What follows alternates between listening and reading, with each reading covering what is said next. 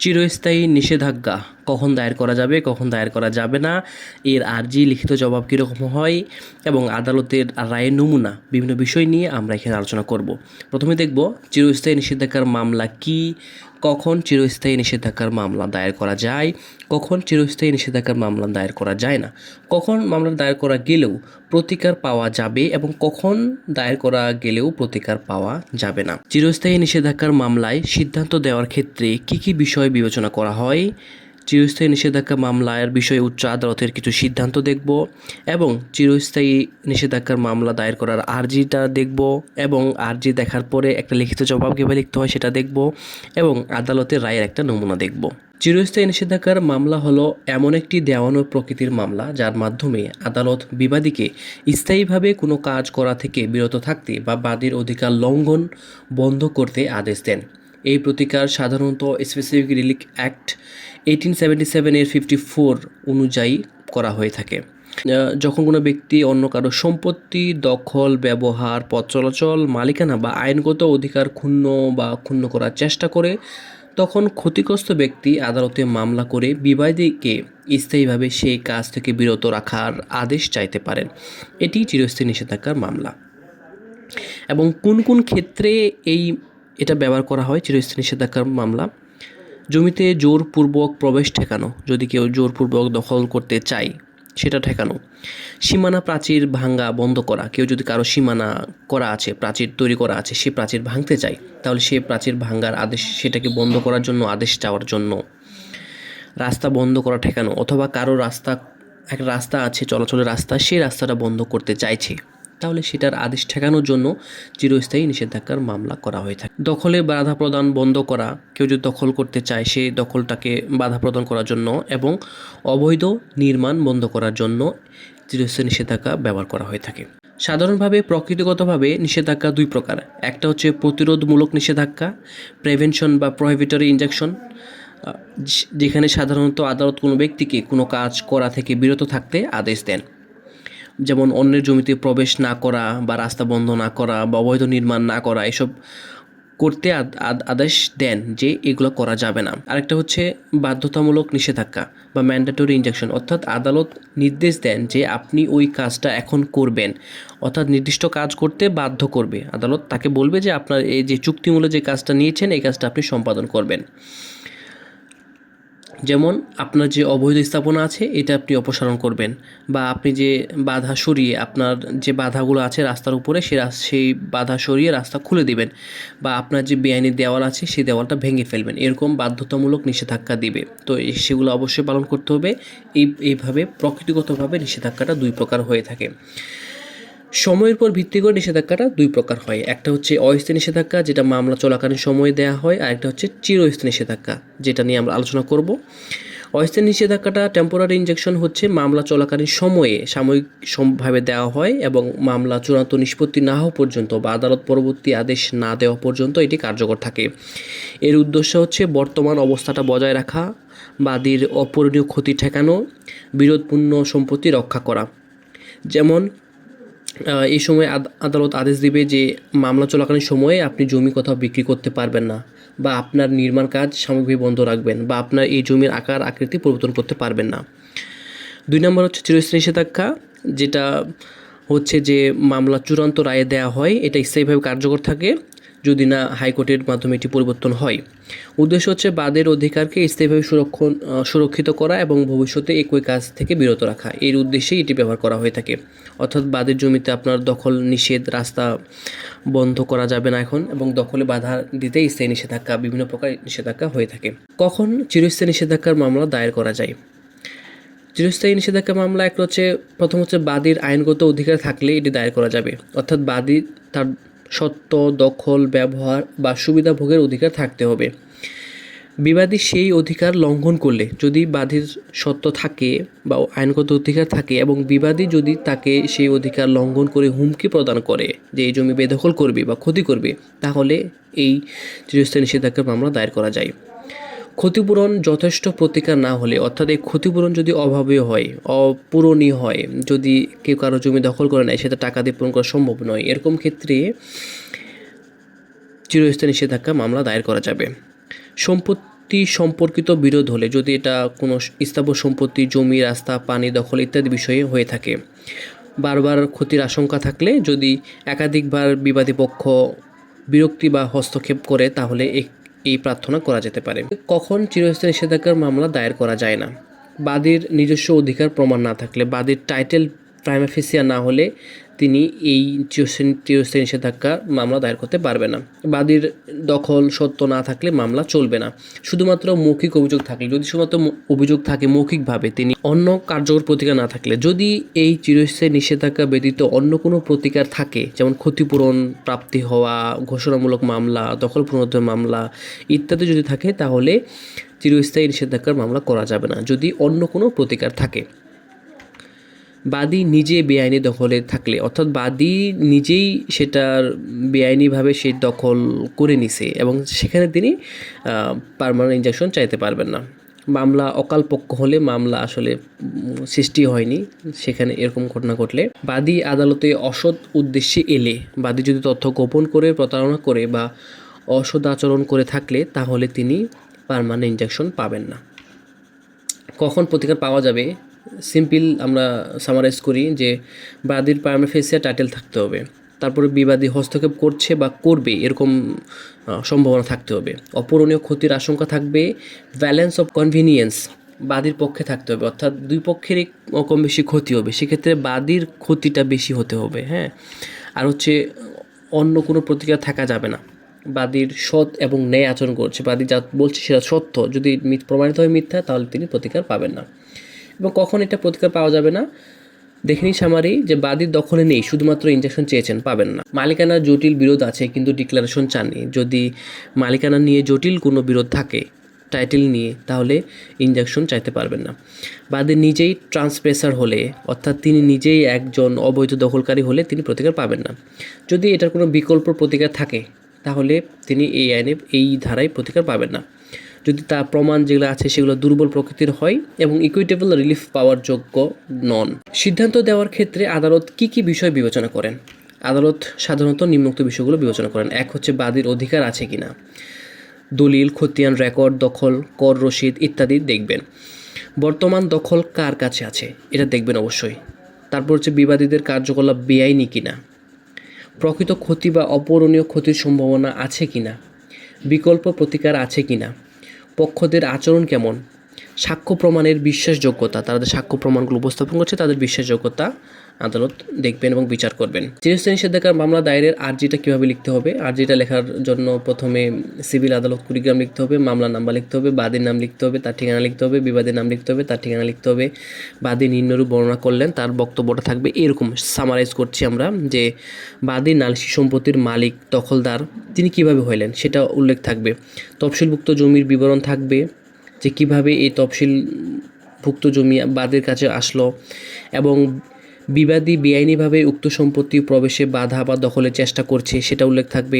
বাদী বারবার নিষেধ করলেও বিবাদী শুনছে না, ফলে বাদীর অপূরণীয় ক্ষতির আশঙ্কা আছে। তারপরে কজ অফ অ্যাকশন ঘটেছে বা কোন তারিখে ঘটেছে, কোন সময় ঘটেছে সেটা উল্লেখ করতে হবে। আদালতের এখতিয়ার আছে, মামলার প্রদত্ত কোর্ট ফি সঠিক থাকবে। তারপরে বাদী প্রার্থনা করবেন যে বিবাদীদের বিরুদ্ধে চিরস্থায়ী নিষেধাজ্ঞার ডিগ্রি দেওয়া হোক, খরচ প্রদান করা হোক, আদালত যা উপযুক্ত মনে করেন সেই আদেশ দিবেন। বাদীর স্বাক্ষর থাকবে নিচের দিকে। তারপরে বিবাদী পক্ষ লিখিত জবাব দাখিল করবে, সেই লিখিত জবাবের সামারিটা কীভাবে হবে সেটা দেখছি আমরা, যে সিভিল আদালত কুড়িগ্রাম, মামলা নাম্বার, বাদীর নাম, বিবাদীর নাম। বিবাদী লিখিত জবাবের শুরুতে থাকবে আর্জির বক্তব্যকে তিনি অস্বীকার করবেন। হ্যাঁ, তারপর হচ্ছে বাদী যে বৈধ দখলদার নন বা মালিক নন সেটা প্রমাণ করতে হবে বা বলতে উপস্থাপন করতে হবে। তারপর হচ্ছে বিবাদী বৈধ মালিক এবং বিবাদীরা প্রকৃত দখলদার সেটা উপস্থাপন করতে হবে। তারা কোনো হুমকি দেননি বা হুমকি দেওয়া হয়নি সে বিষয়টা উপস্থাপিত হবে। তাদের মামলাটা মিথ্যা এবং হয়রানিমূলক, কোনো কজ অফ অ্যাকশন নেই, মামলা আইনগতভাবে অগ্রহণযোগ্য, বাদী প্রতিকার পাওয়ার হকদার নন, এই বিষয়গুলো সেখানে উপস্থাপিত হবে তাদের লিখিত জবাবের মধ্যে। এবং প্রার্থনা করবেন যে মামলা খারিজ করা হোক, খরচসহ বিবাদীর স্বাক্ষর থাকবে। বাদীর জন্য প্রমাণ করতে হবে যে দখলে প্রমাণ দিতে হবে, দলিল থাকলে সেগুলো উপস্থাপন করতে হবে, তারপরে সাক্ষ্য উপস্থাপন করতে হবে এবং জরুরি অবস্থা হলে কিছু ক্ষেত্রে অস্থায়ী ইনজাংশন চাইবেন। বিবাদের জন্য প্রমাণ করতে হবে যে বাদীর টাইটেল চ্যালেঞ্জ করতে হবে, যে বাদী যে জমির প্রকৃত মালিক নয় সেটা টাইটেলটাকে চ্যালেঞ্জ করতে হবে। তারপর পজিশনটাকে চ্যালেঞ্জ করতে হবে যে বাদীর দখলে নেই সেই জমি। তারপর হচ্ছে কজ অফ অ্যাকশন নেই, তারা কোনো হুমকি দেয়নি, কোনো কিছুই করেনি, এই জিনিসটাকে প্রমাণ করতে হবে, উপস্থাপন করতে হবে। চিরস্থায়ী নিষেধাজ্ঞা বিষয়ে উচ্চ আদালতের গুরুত্বপূর্ণ সিদ্ধান্তসমূহ আমরা দেখি। টাইটেল ডিসপুট হলে শুধুমাত্র ইনজাংশন যথেষ্ট নয়, যদি সত্য গুরুতরভাবে বিতর্কিত হয় তাহলে ডিক্লারেশন ছাড়া শুধু ইনজাংশন সাধারণত যথেষ্ট নয়। পজিশন প্রুভড হলে ইনজাংশন দেওয়া যায় যদি বাদী বৈধ দখলে থাকে এবং বিবাদী হস্তক্ষেপ করলে প্রতিকার পাওয়া যাবে। ট্রান্সপ্রেসার ইনজাংশন পায় না, অবৈধ দখলদার সাধারণত ইকুইটেবল রিলিফ পায় না। ইনজাংশন ইজ ডিসক্রিয়েটরি রিলিফ, এটি অধিকার নয়, আদালতের ন্যায় বিচার বিবেচনা করে এটি দেন। বাদী যদি সত্য প্রমাণ করেও একক দখল প্রমাণ করতে পারে তাহলে সে পার্মানেন্ট ইনজাংশন পেতে পারে। চুক্তির ভিত্তিতে দখল থাকা ব্যক্তি even without registered did injunction পেতে পারে। বাদী যদি কোনো লিগ্যাল স্ট্যাটাস বা রাইট না থাকে তাহলে ইনজাংশন দেওয়া যাবে না। ইনজাংশন দেওয়ার ক্ষেত্রে প্লেন্টিফের লিগ্যাল স্ট্যাটাস মামলার দায়ের থেকে রায় পর্যন্ত অক্ষুণ্ণ থাকতে হবে। যদি লিজের মেয়াদ শেষ হয় তাহলে দখল থাকলেও ইনজাংশন পাওয়া যাবে না। যে ব্যক্তি নিজের অধিকারের ভিত্তিতে দখলে আছে সে পার্মানেন্ট ইনজাংশন মামলা করতে পারে। টাইটেল এর প্রশ্ন অন্য ফোরামে নির্ধারণযোগ্য। ইললিগাল পজিশন বা নো লিগ্যাল রাইট থাকলে ইনজাংশন পাওয়া যাবে না। 12 বছরের বেশি কন্টিনিউয়াস পজিশন থাকলে অ্যাডভান্স পজিশনের ভিত্তিতে অধিকার সৃষ্টি হতে পারে এবং ইনজাংশন পাওয়া যেতে পারে। যিনি যার কাছ থেকে প্রপার্টি কিনেছেন তিনি যদি সেলারের কোনো আইনগত অধিকার না থাকেন তাহলে বায়ারের কোনো রাইট সৃষ্টি হয় না। যদি মামলা টাইটেলের জটিল প্রশ্ন থাকে তাহলে সাধারণত ইনজাংশন মামলা যথেষ্ট নয়, প্রপার স্যুট করতে হবে। নো মেইনটেনেবল কেস শুরুতে বাতিল করা উচিত। একই নীতি, যেখানে মামলা লিগ্যালি মেইনটেনেবল নয় সেখানে শুরুতেই ডিসপোজ করা উচিত। জুরিসডিকশনাল অর মেইনটেনেবিলিটি ইস্যু প্রমাণিত হলে প্লেন রিজেকশন করা যায়। অযোগ্য মামলা হলে প্রাথমিক পর্যায়ে খারিজ করা উচিত। হাইকোর্ট বিভাগ ফর্ম নম্বর J2 মূল মোকদ্দমা মামলা রায়ের শিরোনাম জেলা ময়মনসিংহ মোকাম সদর সিনিয়র সহকারী জজ আদালত, উপস্থিত জনাব আবুল কাসেম সিনিয়র সহকারী জজ, রায়ের তারিখ এত, মোকদ্দমা নাম্বার অন্য এত, শ্রী বাদলচন্দ্র সূত্রধর গং, বাদী বনাম মীমাংসু বিকাশ সরকার গং। দেখি বাদীপক্ষের দাবি কী। অত্র মোকদ্দমা উপরোক্ত আদালত নিম্নরূপ রায় প্রদান করে, ইহা চিরস্থায়ী নিষেধাজ্ঞা ডিক্রির প্রার্থনায় আনিত একটি অন্য প্রকার মোকদ্দমা। বাদীপক্ষের মামলার সংক্ষিপ্ত সারমর্ম নিম্নরূপ। ময়মনসিংহ সদর উপজেলা বয়রা ভালুকা মৌজার CS খতিয়ান 417 জোত ভূমি মূলত প্রসন্ন কুমার করণীর মালিকানায় ছিল। তিনি মৃত্যুবরণ করলে তার দুই পুত্র প্রভাত কুমার করণী ও প্রকাশ করণী উত্তরাধিকার সূত্রে মালিক হন। এসে জরিপে কিছু অংশ তাদের নামে রেকর্ডভুক্ত হলেও প্রকাশ কুমার করণীর নাম ভুলবশত রেকর্ডে অন্তর্ভুক্ত হয়নি। পরবর্তীতে প্রকাশ কুমার করণীর অংশ উত্তরাধিকার সূত্রে বাদী বাদল চন্দ্র সূত্রধর ও নিরঞ্জন চন্দ্র সূত্রধর পান এবং ঘরোয়াভাবে বন্টন করে দীর্ঘদিন শান্তিপূর্ণভাবে ভোগ দখলে ছিলেন। তবে BRS জরিপে ভুলবশত এই ভূমি বিবাদীদের পূর্বপুরুষের নামে রেকর্ডভুক্ত হয়। এ কারণে বাদীগণ ল্যান্ড সার্ভে ট্রাইব্যুনালে রেকর্ড সংশোধনের মামলা করেন, যা বিচারাধীন রয়েছে। মামলা দায়েরের পর থেকে বিবাদীগণ ও তার সহযোগীরা বাদীদের দখলচ্যুত করার চেষ্টা, ভয়ভীতি প্রদর্শন ও হুমকি প্রদান করে আসছে। এমনকি 10/6/16 তারিখে বাদীদের উচ্ছেদের হুমকি দেওয়া হয় এবং খুন জখমের ভয় দেখানো হয়। বাদীগণ বর্তমানে উত্তরাধিকার সূত্রে প্রাপ্ত ভূমিতে শান্তিপূর্ণ দখলে আছেন এবং বিবাদীদের কোনো বৈধ অধিকার নেই, কিন্তু বিবাদীদের অবৈধ দখল ও হামলার আশঙ্কায় বাদীগণ তাদের নিরাপত্তা ও দখল রক্ষার জন্য এই মামলা দায়ের করেছেন। কারণ এই বিরোধে তাদের অপূরণীয় ক্ষতির সম্ভাবনা রয়েছে, যা অর্থ দিয়ে পূরণ সম্ভব নয়। বিবাদী পক্ষের লিখিত জবাবে সংক্ষিপ্ত সারমর্ম নিম্নরূপ। বিবাদী পক্ষ স্বীকার করেন যে নালিশি সম্পত্তি CS 417 খতিয়ানের অন্তর্ভুক্ত, তবে তাদের দাবি মূল মালিকদের উত্তরাধিকার সূত্রে সম্পত্তি বিভিন্ন অংশে বণ্টিত হয়। প্রসন্ন কুমার করণীর পুত্র প্রভাতচন্দ্র ও প্রকাশচন্দ্র তাদের নিজ নিজ অংশের মালিক হন। পরবর্তীতে প্রকাশচন্দ্র তার অংশের ভূমি বিভিন্ন সময়ে বৈধ দলিল মূলে অশোক রঞ্জন মজুমদার ও পরে মিজানুর রহমান মণ্ডলের নিকট বিক্রি করেন। বিবাদী পক্ষ আরও বলেন, পরবর্তীতে মিজানুর রহমান হেবা ও বিক্রয় দলিলের মাধ্যমে উক্ত সম্পত্তি সুফিয়া বেগমের নামে হস্তান্তর করেন এবং সুফিয়া বেগম পুনরায় 1 নং বিবাদী হিমাংশু সরকারের নিকট বিক্রি করেন। এভাবে 1 নং বিবাদী বৈধ মালিকানা লাভ করে দীর্ঘদিন যাবৎ দখলে আছেন। তাদের দাবি, নালিশি জমিতে 1 নং বিবাদীর বসতবাড়ি, পাকা ভবন এবং নিত্যানন্দ আশ্রম বিদ্যমান রয়েছে। তিনি নিয়মিত খাজনা প্রদান করে শান্তিপূর্ণভাবে ভোগ দখল করছেন। বিবাদী পক্ষের বক্তব্য, বিবাদীদের পিতা বহু আগেই তাদের অংশের জমি বিক্রি করে অন্যত্র চলে যান, ফলে বাদীদের নালিশি জমিতে কোনো সত্ত্ব বা দখল নেই। বাদীদের উত্থাপিত জিডি, হুমকি ও দখলচ্যুত করার অভিযোগ সম্পূর্ণ মিথ্যা, কাল্পনিক ও হয়রানিমূলক।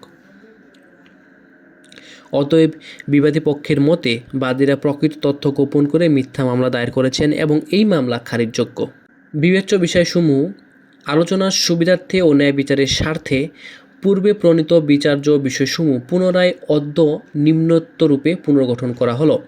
অত্র মোকদ্দমা বর্তমানে আকারে ও প্রকারে চলিতে পারে কিনা, অত্র মোকদ্দমা তামাদি আইন দ্বারা বারিত কিনা, নালিশি জমিতে বাদীর সত্য ও নিরঙ্কুশ দখল রহিয়াছে কিনা, বাদী পক্ষ প্রার্থিত মতে প্রতিকার পাইতে হকদার কিনা। আলোচনা ও সিদ্ধান্ত। বাদী পক্ষের মোকদ্দমাটি প্রমাণের জন্য 3 জন সাক্ষী সাক্ষ্য প্রদান করেছে এবং দাখিলীয় কাগজাদি প্রদর্শনী 1 হিসেবে চিহ্নিত হয়েছে। অপরদিকে বিবাদী পক্ষের মোকদ্দমাটি প্রমাণের জন্য 2 জন সাক্ষী সাক্ষ্য প্রদান করেছেন এবং দাখিলীয় কাগজাদি প্রদর্শনী ক থেকে ও হিসেবে চিহ্নিত হয়েছে। বাদী পক্ষের আর্জি, বিবাদের লিখিত জবাব ও বাদী পক্ষের সাক্ষীগণের জবানবন্দি, জেরা, প্রদর্শনী হিসেবে চিহ্নিত দাখিলী কাগজপত্রসমূহ এবং মোকদ্দমার নথি পাঠ ও পর্যালোচনা করা হলো। উভয় পক্ষের বিজ্ঞ আইনজীবীর মৌখিক যুক্তিতর্ক শ্রবণান্তে বিবেচনায় নেওয়া হলো। এবার বিচার্য বিষয় ভিত্তিক আলোচনায় প্রবেশ করা যাক। বিচার্য বিষয় নম্বর 1, অত্র মোকদ্দমা বর্তমান আকারে প্রকারে চলিতে পারে কিনা। ইহা চিরস্থায়ী নিষেধাজ্ঞা ডিক্রির প্রার্থনায় আনিত একটি অন্য প্রকার মোকদ্দমা। বাদীপক্ষ উপযুক্ত কোর্ট ফি ও স্ট্যাম্প দিয়ে অত্র মোকদ্দমা দায়ের করেছেন। অত্র মোকদ্দমায় কোনো আইনগত বা পদ্ধতিগত ত্রুটি নেই, সুতরাং মোকদ্দমাটি বর্তমান আকারে ও প্রকারে চলিতে পারে মর্মে আদালতের নিকট প্রতীয়মান হয়। সুতরাং 1 নং বিচার্য বিষয়ের সিদ্ধান্ত বাদীর অনুকূলে গৃহীত হল। বিবেচ্য বিষয় নম্বর 2, অত্র মোকদ্দমা তামাদি দোষগত কারণে বারিত কিনা। ইহা চিরস্থায়ী নিষেধাজ্ঞা ডিক্রির প্রার্থনায় আনিত একটি অন্য প্রকার মোকদ্দমা এবং বিবাদী পক্ষ তাদের লিখিত জবাবে মোকদ্দমাটি তামাদি দোষগত কারণে বারিত মর্মে দাবি করিলেও বিবাদী পক্ষে নিযুক্ত বিজ্ঞ আইনজীবী চূড়ান্ত শুনানিকালে অথবা মোকদ্দমার আর্লি স্টেজে তামাদি বিষয়ে কোনো আপত্তি উত্থাপন করেন নাই। ইহা ছাড়াও এ বিষয়ে বাদীপক্ষের সাক্ষী PW1 শ্রী নিরঞ্জন চন্দ্র সূত্রধরকে কোনো সুস্পষ্ট জেরা করেন নাই।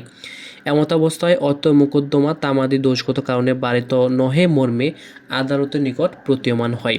অতএব অত্র মোকদ্দমা তামাদি দোষগত কারণে বারিত নহে মর্মে সিদ্ধান্ত গৃহীত হইল। সুতরাং বিচার্য বিষয় নম্বর 2 এর সিদ্ধান্ত বাদীপক্ষের অনুকূলে গৃহীত হল। বিচার্য বিষয় নম্বর 3, নালিশি জমিতে বাদীর সত্য ও নিরঙ্কুশ দখল রহিয়াছে কিনা।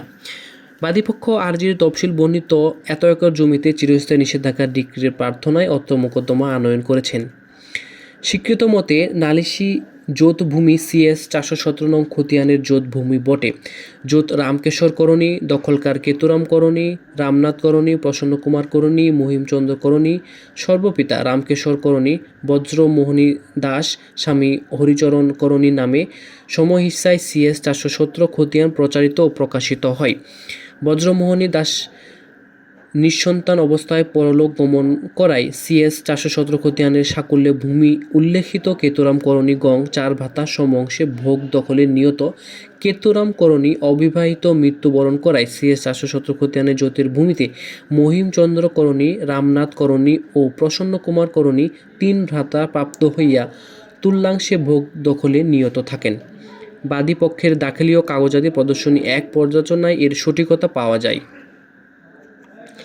বাদীপক্ষ তার আরজি ও পিডব্লিউ এক হিসাবে প্রদত্ত জবানবন্দিতে দাবি করেছেন যে প্রকাশচন্দ্র করণী CS 417 খতিয়ানের নালিশি 748 দাগের 1.16 একর ভূমি হিস্সা অনুযায়ী প্রাপ্ত হয়ে ভোগ দখলে থাকা অবস্থায় মৃত্যুবরণ করলে তার পরিত্যক্ত সম্পত্তি উত্তরাধিকার হিসাবে বাদল চন্দ্র সূত্রধর, নিরঞ্জন চন্দ্র সূত্রধর প্রাপ্ত হয়ে নালিশ 748 দাগের 1.16 একরের হিস্সা অনুযায়ী ঘরনা আপোষ বন্টন মূলে 19 শতক ভূমি প্রাপ্ত হয়ে ভোগ দখলে বিদ্যমান আছেন। পরবর্তীতে বিআরএস জরিপে নালিশি তফসিল বর্ণিত ভূমি ভুলবশত নিজ নামে রেকর্ডভুক্ত না হয়ে অন্য নামে নালিশি তফসিল বর্ণিত ভূমি ভুলবশত বিবাদীগণের পূর্ববর্তী নামে বিআরএস রেকর্ডে অন্তর্ভুক্ত হয়। বাদীপক্ষ উক্ত বিআরএস রেকর্ড সংশোধনের জন্য বিজ্ঞ ল্যান্ড সার্ভে ট্রাইব্যুনাল ময়মনসিংহ 786/16 নং রেকর্ড সংশোধনের মোকদ্দমা দায়ের করেন। বাদীপক্ষের দায়েরকৃত রেকর্ড সংশোধনের মোকদ্দমা হওয়ার পর বিবাদীগণ সহ অজ্ঞাতনামা 8 থেকে 10 জন লোক নিয়ে বিবাদীগণকে খুন জখম করিয়া হলেও নালিশি জমি বেদখল করা নেওয়ার বিভিন্নভাবে চেষ্টা করছে। এহেন কারণে 2 নং বাদী কোতোয়ালি মডেল থানায় একটি সাধারণ ডায়েরি করেন। বাদীগণ বর্তমানে তফসিল বর্ণিত ভূমিতে সত্যবান দখলকার আছেন। বাদীগণ সাধারণ ডায়েরি করার পর বিবাদীগণ জানিতে পারিয়া বিবাদীগণ 10/6/16 তারিখে বিবাদীগণ সহ অজ্ঞাতনামা 8-10 জন লোক নিয়ে নালিশি ভূমি হইতে বাদীগণকে জোরপূর্বক বেদখল করার হুমকি দেয়। এমত অবস্থায় বিবাদীগণ যাতে নালিশি তফসিল বর্ণিত ভূমি হতে বাদীগণকে জোড়া মূলে উচ্ছেদ করতে না পারে বা শান্তিপূর্ণ ভোগ দখলে বাধা বিঘ্ন সৃষ্টি করতে না পারে তৎমর্মে বিবাদীগণের বিরুদ্ধে এক চিরস্থায়ী নিষেধাজ্ঞার ডিক্রির প্রার্থনায় অত্র মোকদ্দমা দায়ের করেছেন। বাদীপক্ষ তাদের এই দাবির সমর্থনে CS 417 নং খতিয়ানের কপি হিসাবে আদালতে দাখিল করে। বাদী তার বক্তব্যে বলেছেন, আমার পিতা 748 দাগের 9 শতাংশ 10/4/69 তারিখে অশোক কুমার মজুমদার নিকট বিক্রি করেছে কিনা তা আমি জানি না। আমার পিতা অশোক কুমার 748 দাগের 9 শতাংশ ও 42 দাগে 2 শতাংশ 11/4/70 তারিখে মোহাম্মদ মিজানুর রহমান মণ্ডল বরাবর হস্তান্তর করেছে তা সত্য নয়। আমরা মামলায় দাগের জমিতে থাকি না। 557 দাগে আমরা থাকি। রামনাথ ও মহিমদের ওয়ারিশানরা 748 দাগের বাড়িতে থাকে। এখানে মন্দির আছে, মন্দিরে প্রতিদিন কীর্তন হয়। প্রভাতের বাড়ি আছে 748 দাগে, সে মৃত। তার 2 ছেলে হিমাংশু, অনিল মৃত, তার 2 ছেলে আছে। হিমাংশুদের বাড়ি দালান, বাড়ি থেকে দূরে মন্দির আছে। আমার জ্যাঠা প্রভাত 19 শতাংশ জমি পেয়েছে। জমি বিআরএস রেকর্ড আমাদের দাগে হয়নি। নালিশি জমির হাল দাগ জানি না। 748 দাগে সর্বমোট জমি 39 শতাংশ, দাবি 19 শতাংশ। সাকুল্য অংশে মন্দির, বাড়ি, পুকুর আছে। জমিতে দোতলা দালান আছে। এখানে কে থাকে জানি না। বিআরএস খতিয়ান প্রভাতচন্দ্রের নামে ভুলবশত হয়েছে, খাজনা দেই নাই, এজন্য মামলা করি। আমরা ও বিবাদীরা CS জোরদার ছিলাম। নালিশি জমিতে আমার দখল নেই। সুতরাং বাদীপক্ষের দাখিলীয় আরজি, বিবাদী পক্ষের দাখিলীয় জবানবন্দি ও বাদীর জেরা পর্যালোচনায় বাদীর স্বীকৃত মতে নালিশি জমিতে তার দখল নাই। এছাড়া বাদীপক্ষ নালিশি জমি সংক্রান্ত কোনো দলিল, খারিজ, খাজনা রসিদ আদালতে উপস্থাপন করতে ব্যর্থ হয়েছেন।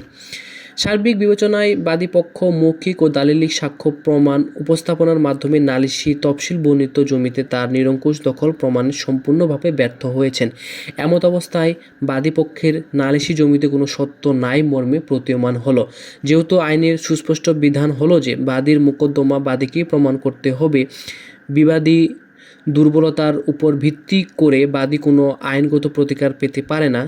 যেহেতু বাদীপক্ষ নালিশি জমিতে তার দখল প্রমাণে সম্পূর্ণরূপে ব্যর্থ হয়েছে, এমত অবস্থায় বিচার্য বিষয় নম্বর 3 এর সিদ্ধান্ত বাদীর প্রতিকূলে গৃহীত হলো। বিচার্য বিষয় নম্বর 4, বাদীপক্ষ প্রার্থিত মতে প্রতিকার পাইতে হকদার কিনা। 3 MLR AD 218 বলা হয়েছে, in a suit for permanent injunction the plaintiff is required to prove his prima facie title and position in the suit land. When the plaintiff succeeds in proving his title and position in the suit by oral and documentary evidence, he is entitled to get decree for permanent injunction. আবার 8 MLR 225 মোকদ্দমায় বলা হয়েছে, the well settled principle is that in order to be entitled to a decree of perpetual injunction, the plaintiff must prove his prima facie title to an exclusive position in the suit property. The plaintiff cannot stand on the weakness of the defense. অত্র মোকদ্দমায় ৩ নং বিচার্য বিষয়ে সিদ্ধান্ত বাদীর প্রতিকূলে গৃহীত হয় বাদীপক্ষ প্রার্থিত মতে প্রতিকার পাইতে হকদার নয় বলিয়া আদালতের নিকট প্রতীয়মান হয়। সুতরাং ৪ নং বিচার্য বিষয়ে সিদ্ধান্ত বাদীর প্রতিকূলে গৃহীত হল। সার্বিক বিবেচনায় মোকদ্দমাটি খারিজযোগ্য বলিয়া প্রতীয়মান হল। প্রদত্ত কোর্ট ফি সঠিক, অতএব আদেশ হয় যে অত্র মোকদ্দমাটি সকল বিবাদী পক্ষের বিরুদ্ধে দোতরফা সূত্রে বিনা খরচায় খারিজ বা ডিসমিস করা হলো।